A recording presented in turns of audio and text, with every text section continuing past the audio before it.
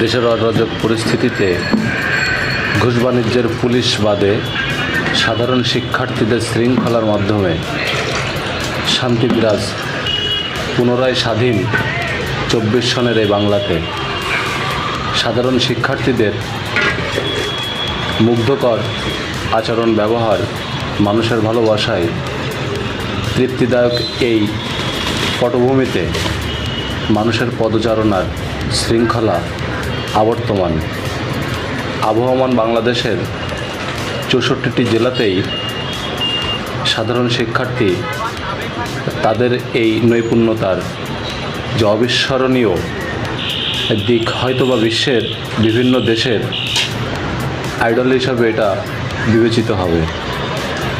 আমাদের সোনার বাংলা পুলিশ ছিল শেখ হাসিনার চামচা।